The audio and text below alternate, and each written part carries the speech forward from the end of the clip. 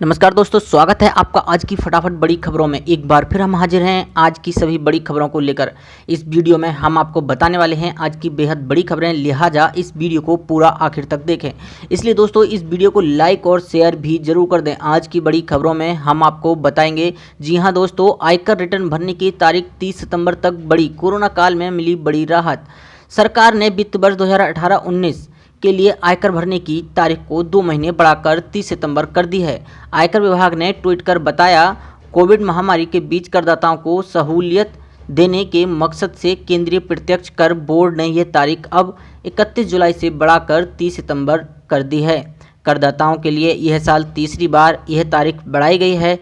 सरकार ने वित्त वर्ष 2018-19 के लिए आयकर रिटर्न भरने की अंतिम तारीख 31 जुलाई तय की थी, जिसे बढ़ाकर अब 30 सितंबर कर दिया गया है। तारीख बढ़ाने से करदाताओं को अब रिटर्न दाखिल करने के लिए करीब 2 माह का अतिरिक्त समय मिल गया है। आयकर विभाग ने इस संबंध में एक ट्वीट के माध्यम से जानकारी दी है। इस फैसले से करदाताओं को काफ़ी बड़ी राहत दी गई है, कारण कि कोरोना महामारी और लॉकडाउन की वजह से लोगों को आईटीआर भरने में परेशानी का सामना करना ना पड़े।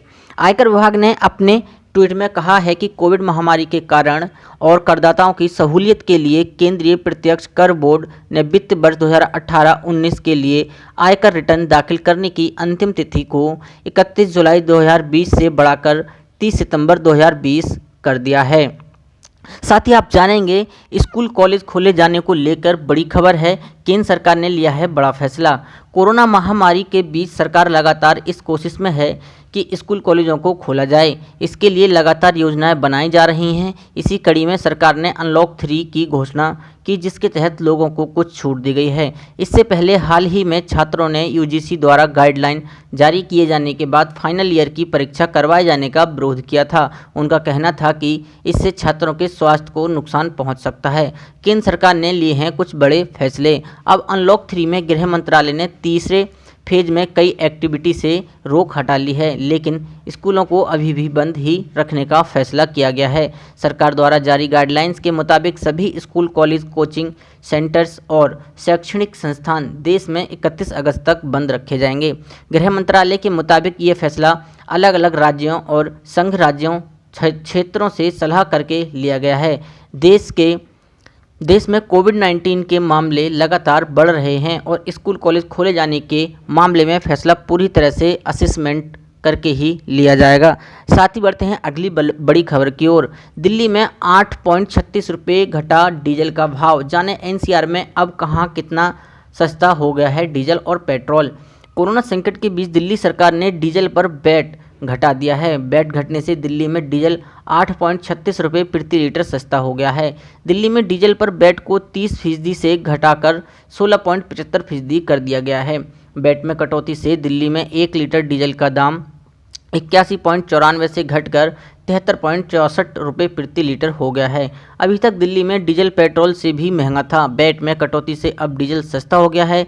दिल्ली में 1 लीटर पेट्रोल का दाम 80.43 रुपये प्रति लीटर है। आइए जानते हैं दिल्ली के आसपास शहरों में क्या है डीजल के भाव। गुरुवार को दिल्ली में डीजल का रेट 81.94 रुपये प्रति लीटर और पेट्रोल का भाव 80.43 रुपये प्रति लीटर है। इस महीने देखा जाए तो सरकारी तेल कंपनियां सिर्फ डीजल का दाम ही बढ़ा रही हैं। इस महीने 10 किस्तों में जो डीजल के दाम बढ़ाए गए हैं, उससे डीजल 1.60 रुपये प्रति लीटर महंगा हो चुका है। पेट्रोल की बात करें तो इसमें एक महीने से कोई बड़ी बढ़ोतरी नहीं है। अब दिल्ली में डीजल की कीमत 73.64 रुपये प्रति लीटर हो गई है। अभी तक दिल्ली में डीजल से पेट्रोल महंगा और पेट्रोल से महंगा डीजल था। वैट में कटौती से अब डीजल सस्ता हो गया है, जो अब पूरी एनसीआर में 73.64 रुपये प्रति लीटर बिक रहा है। साथ ही बढ़ते हैं आज की अगली बड़ी खबर की ओर। अनलॉक 3 के लिए दिशा निर्देश जारी। रात्रि कर्फ्यू हटा, मेट्रो और स्कूल फिलहाल बंद रहेंगे। अनलॉक के तीसरे चरण में रात्रि कर्फ्यू को हटाने की अनुमति दे दी गई है। Metro, cinema hall, swimming pool, मनोरंजन पार्क को अनुमति नहीं मिली है। योग संस्थान और जिम को 5 अगस्त से खोलने की अनुमति मिली है। स्कूल, कॉलेज और कोचिंग संस्थान 31 अगस्त तक बंद रहेंगे। साथ ही 31 जुलाई को समाप्त हो रही है अनलॉक के दूसरे चरण की अवधि। केंद्रीय गृह मंत्रालय ने अनलॉक 3 के लिए दिशा निर्देश जारी कर दिए हैं। इस दौरान रात में लोगों के आवागमन पर लगे प्रतिबंध को हटा दिया गया है। योग संस्थान और जिम को 5 अगस्त से खोलने की अनुमति होगी। सामाजिक, राजनीतिक, खेल, मनोरंजन, अकादमिक, सांस्कृतिक, धार्मिक समेत भीड़ जमा करने वाले सभी कार्यक्रमों पर रोक जारी रहेगी। स्कूल, कॉलेज और कोचिंग संस्थान को भी 31 अगस्त तक बंद रखने के निर्देश दिए गए हैं। दिशा निर्देशों के अनुसार metro rail, cinema hall, swimming pool, मनोरंजन park, theatre, bar, auditorium, assembly hall व ऐसे अन्य स्थानों पर प्रतिबंध जारी रहेगा।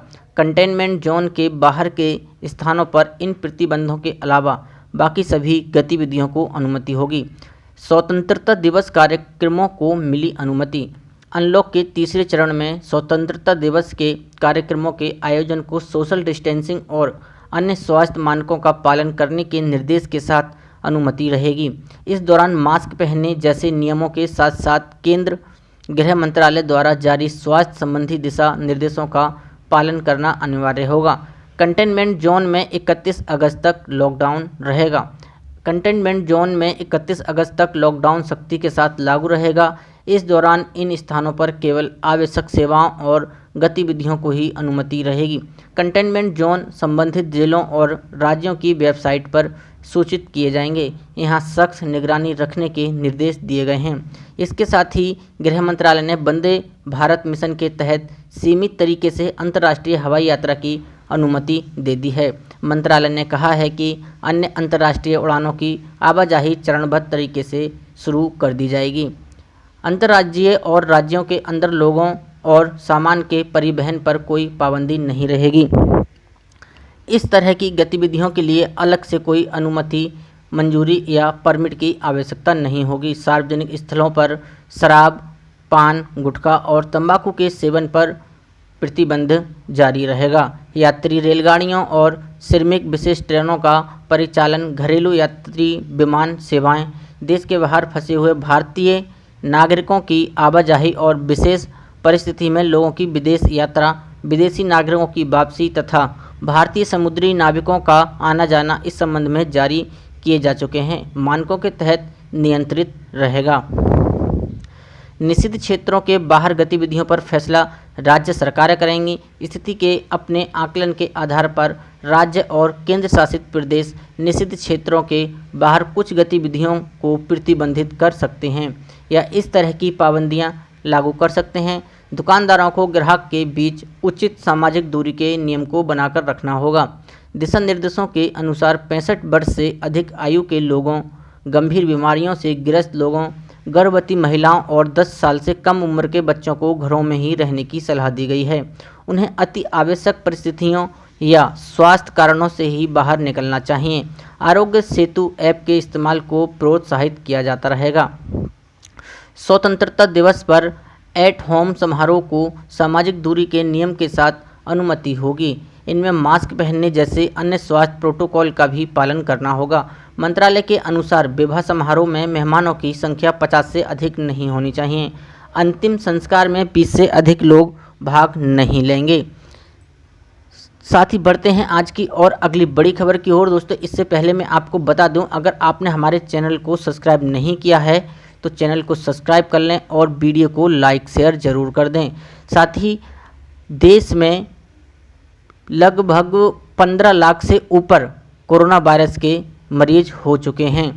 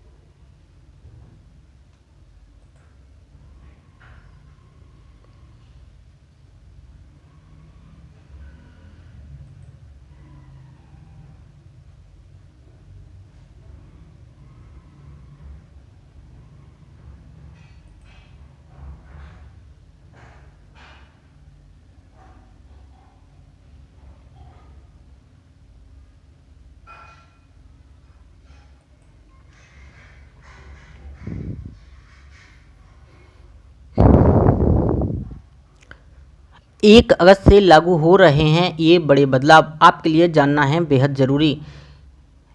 जुलाई माह के खत्म होते ही फाइनेंस से जुड़े कुछ कामों की समय सीमा समाप्त हो जाएगी। इनमें कोविड-19 लॉकडाउन के समय नियमों में दी गई ढील शामिल है। साथ ही 1 अगस्त से कुछ बदलाव अमल में आ जाएंगे। इन बदलावों में से एक देश में अनलॉक 3 की गाइडलाइन लागू होना है। आइए जानते हैं 1 अगस्त से देश में क्या क्या बदलने वाला है। गृह मंत्रालय ने देश में 1 अगस्त से लागू होने जा रहे अनलॉक 3 के लिए दिशा निर्देश जारी कर दिए हैं। इनके तहत कोविड-19 कंटेनमेंट जोन्स के बाहर कई अन्य गतिविधियों को इजाज़त दे दी गई है। वहीं कंटेनमेंट जोन में लॉकडाउन 31 तक बढ़ा दिया गया है। नए दिशा निर्देशों के तहत देश में अनलॉक 3 में योगा इंस्टीट्यूट, जिम 5 अगस्त से खुल सकेंगे। इस बारे में स्वास्थ्य मंत्रालय SOP जारी करेगी। हालांकि cinema hall, swimming pool, entertainment park, theatre, bar, auditorium, metro, assembly hall 31 अगस्त तक बंद रहेंगे। इसके अलावा गृह मंत्रालय ने सोशल डिस्टेंसिंग बरकरार रखते हुए स्वतंत्रता दिवस समारोह आयोजित करने की अनुमति दे दी है। अनलॉक 3 दिशा निर्देशों के तहत फिलहाल अंतर्राष्ट्रीय हवाई यात्रा वंदे भारत मिशन के अंतर्गत ही सीमित रहेगी। रात में लोगों की आवाजाही पर से प्रतिबंध हटा लिया गया है। सामाजिक, राजनीतिक, खेलकूद संबंधी मनोरंजन, शैक्षणिक, सांस्कृतिक, धार्मिक समारोह व अन्य भीड़भाड़ वाले आयोजनों को भी अनुमति नहीं है। स्कूल, कॉलेज और कोचिंग संस्थान भी 31 अगस्त तक बंद रहेंगे। RBL बैंक की सेविंग्स अकाउंट ब्याज दर। RBL बैंक ने सेविंग्स अकाउंट पर मिलने वाले ब्याज में कटौती की है। नई ब्याज दरें 1 अगस्त से प्रभावी हो रही हैं। अब RBL बैंक सेविंग अकाउंट में 1 लाख रुपये तक जमा पर 4.75% सालाना ब्याज मिलेगा। वहीं 1 से 10 लाख रुपये तक की जमा पर 6% और 10 लाख से 5 करोड़ रुपये तक की जमा पर 6.75% सालाना ब्याज मिलेगा। बड़ी खुशखबरी है, जुलाई 2020 से सरकारी कर्मचारियों के DA में 3% बढ़ोतरी निश्चित हो गई है। जनवरी 2021 में भी हो सकती है 4% की बढ़ोतरी। जी हां, सरकारी कर्मचारियों के लिए बड़ी खुशखबरी आई है। जुलाई 2020 से सरकारी कर्मचारियों के DA में 3% की बढ़ोतरी निश्चित। सरकार द्वारा वर्तमान में DA फ्रीज के किए जाने की वजह से जुलाई 2021 से होगा भुगतान। 1 जुलाई 2020 से महंगाई भत्ता में 3% बढ़ोतरी निश्चित हो गई है। इससे केंद्रीय और राज्य कर्मचारियों का DA 21% से बढ़कर अब 24% पर पहुंच जाएगा। पेंशनरों की महंगाई राहत भी बढ़कर 24% हो जाएगी। महंगाई भत्ता के बारे में वर्षों से सटीक गणना करने वाले पूर्व स्टॉक एनालिस्ट, उच्च न्यायालय के पूर्व अधिवक्ता व UPTET उत्तीर्ण शिक्षक महासंघ के अध्यक्ष अनुराग सिंह ने उपभोक्ता मूल्य सूचकांक के आधार पर गणना करके बताया है कि जुलाई 2019 में सूचकांक 319 अंक, अगस्त में 320 अंक, सितंबर में 322 अंक, अक्टूबर में 325 और नवंबर में 328, दिसंबर में 330 अंक, जनवरी 2020 में 330 अंक, फरवरी में 328 अंक, वहीं मार्च में 326 अंक और अप्रैल में 329 अंक, मई में 330 अंक रहा है। लेबर ब्यूरो द्वारा 31 जुलाई 2020 को घोषित आंकड़ों में सूचकांक 2 अंक बढ़कर 332 अंक हो गया है, जिससे जुलाई 2020 में DA 3% बढ़ना निश्चित हो गया है। बता दें कि माह जुलाई 2019 से कर्मचारियों को 17% महंगाई भत्ता मिल रहा है और जनवरी 2020 में DA 4% बढ़कर 21% मिलना पूर्व से ही तय हो चुका है। इस प्रकार जुलाई 2020 से 3% मिलाकर 24% DA मिलना निश्चित हो चुका है, जिसका भुगतान वर्तमान में DA फ्रीज होने की वजह से जुलाई 2021 से होगा। DA वृद्धि से केंद्र सरकार के 80 लाख सरकारी कर्मचारी, पेंशनर व UP समेत विभिन्न राज्यों के 50 लाख से ज़्यादा सरकारी कर्मचारी एवं पेंशनर को मिलेगा लाभ। जनवरी 2021 में भी 4% DA बढ़ोतरी का अनुमान है। ऐसी बड़ी खबरों को देखने के लिए हमारे चैनल को सब्सक्राइब कीजिए और इस वीडियो को लाइक शेयर जरूर कीजिए। धन्यवाद।